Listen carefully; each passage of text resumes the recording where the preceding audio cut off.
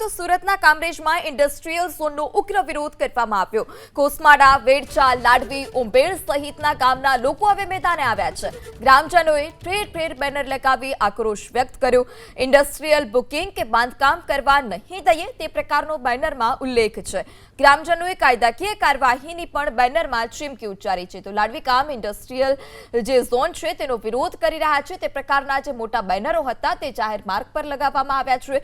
ઉંબેડ ગામ ઇન્ડસ્ટ્રીયલનો વિરોધ કરે છે, ત્યાં સાથે જ કોસમાડા તે ઉપરાંત છેડશા ગામ પણ આ પ્રકારે વિરોધ કરે છે। તે પ્રકારે અલગ અલગ ગામ વાઇઝ આ પ્રકારે બેનર લગાવવામાં આવ્યા છે અને ગ્રામજનો હવે લડી લેવાના મૂડમાં છે।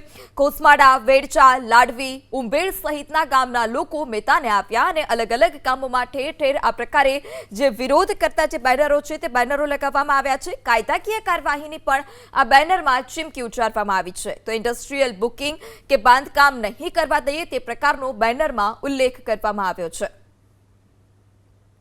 તો ઘટના સુરતની કે જ્યાં કામરેજમાં ઇન્ડસ્ટ્રીયલ ઝોનનો જે વિરોધ છે તે કરવામાં આવ્યો છે। કોસમાડા, વેડચા, લાડવી, ઉંબેડ સહિતના ગામના લોકો હવે મેદાને આવ્યા છે।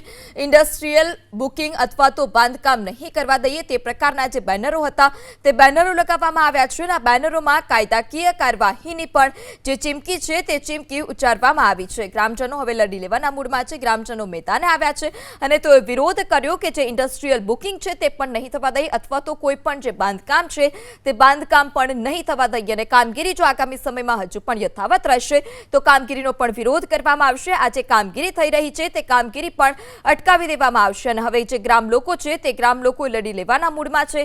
ઇન્ડસ્ટ્રીયલ ઝોનનો ઉગ્ર જે વિરોધ છે તે ગામ પ્રમાણે કરવામાં આવ્યો છે। અલગ અલગ ગામમાં આ જ પ્રકારે જે બેનર છે તે બેનર લગાવવામાં આવ્યા છે।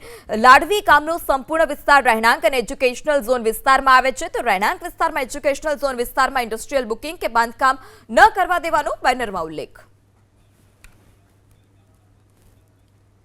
તો ઉબેડ ગામના સરપંચ દર્શન પટેલ પણ આપની સાથે જોડાઈ ચૂક્યા છે। જી દર્શનભાઈ, જે પ્રકારે આ વિરોધ છે શું સમગ્ર હકીકત અને ક્યારથી આ પ્રકારે વિરોધ ચાલી રહ્યો છે? હા, હવે આમાં એવું છે કે અમારો ઉંબેર ગામ ટીપી 76 ની અંદર પણ ઉલ્લેખ થયો છે અને અમારો ઉંબેર ગામ રેસિડેન્ટ વિસ્તારમાં આવે છે અને રેસિડેન્ટ વિસ્તારમાં રેસિડેન્ટ ઝોન હોય તો કોઈને કંઈ પ્રોબ્લેમ છે નહીં, પણ રેસિડેન્ટ વિસ્તારમાં જો ઔદ્યોગિક એકમો નાખવામાં આવે તો ખેડૂતોને પણ નુકસાન છે અને લોકોના સ્વાસ્થ્ય માટે પણ નુકસાનકારક છે। જી દર્શનભાઈ, આપે આ અગાઉ કોઈને રજૂઆત કરી છે ખરી? હા, આની રજૂઆત અમે તાલુકા પંચાયત, જિલ્લા પંચાયત, સોડા ભવન તેમજ માનનીય ધારાસભ્યશ્રી અને કલેક્ટર કચેરીએ તમામ જગ્યાએ રજૂઆત પણ કરી છે। તેમના તરફથી આપને કોઈ સકારાત્મક જવાબ મળ્યો છે ખરી? હા, એમના તરફથી સકારાત્મક જવાબ પણ મળ્યો છે અને એમણે અમારી અરજીને ધ્યાન લઈને આગળની કાર્યવાહી કરવા માટે પણ અમને આશ્વાસન આપ્યું છે। જી જી દર્શનભાઈ, અમારી સાથે વાત કરવા બદલ આપનો આભાર। તો લાડવી ગ્રામ પંચાયતના સરપંચ જીવાભાઈ પણ આપણી સાથે જોડાઈ ચૂક્યા છે।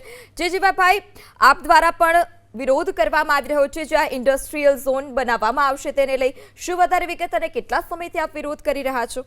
નમસ્કાર બેન, સૌપ્રથમ તો હું લાડવી ગ્રામ પંચાયતના વોર્ડ નંબર 1 ના સભ્ય તરીકે હાલ કાર્યરત છું અને અમારો લાડવી ગામ સમગ્ર ગામ એગ્રીકલ્ચર ઝોનમાં આવેલું ગામ છે અને રહેણાંક વિસ્તારમાં આવેલું છે।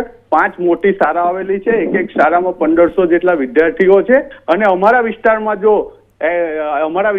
જો ઇન્ડસ્ટ્રીયલ ઝોન આવે એનો અમે સખત વિરોધ કરી રહ્યા છે। અમારું લાડવી ગામ ઇન્ડસ્ટ્રીયલમાં આવતું ન હોવાથી અમારો ગામજનો દ્વારા ગામ પંચાયતથી લઈ અને મુખ્યમંત્રી સુધી લેખિતમાં રજૂઆત પણ કરવામાં આવી છે અને અમારા ગામજનોનો સખત વિરોધ છે।